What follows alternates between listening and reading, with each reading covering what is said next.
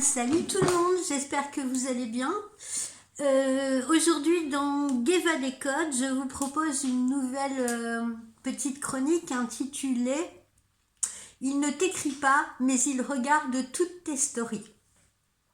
Alors là, les filles, on tient un grand classique.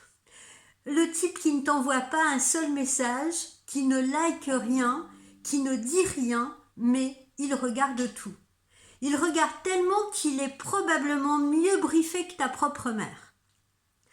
Tu postes ton café, vu. Tu postes un cactus, il l'a vu. Tu postes un ciel gris, il l'a vu.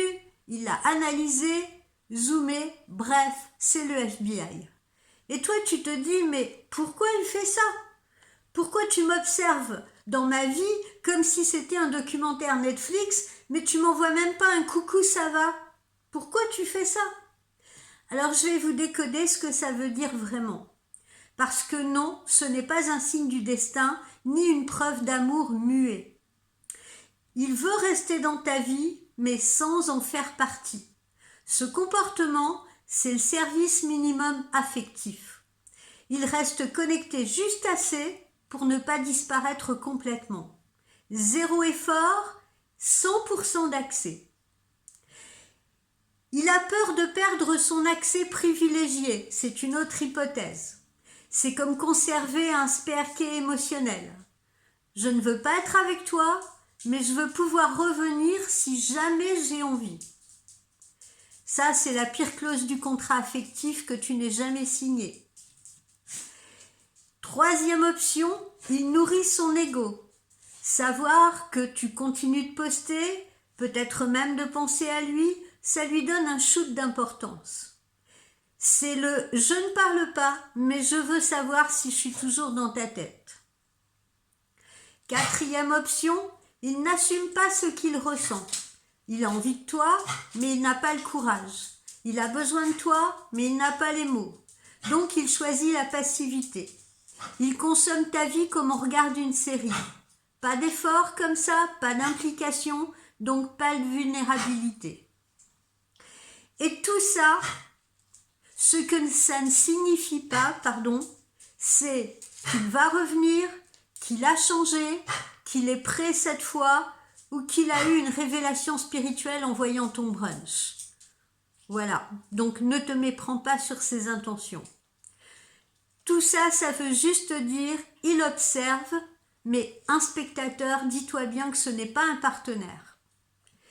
Le piège, eh bien, c'est que tu crois qu'il est encore là, quelque part.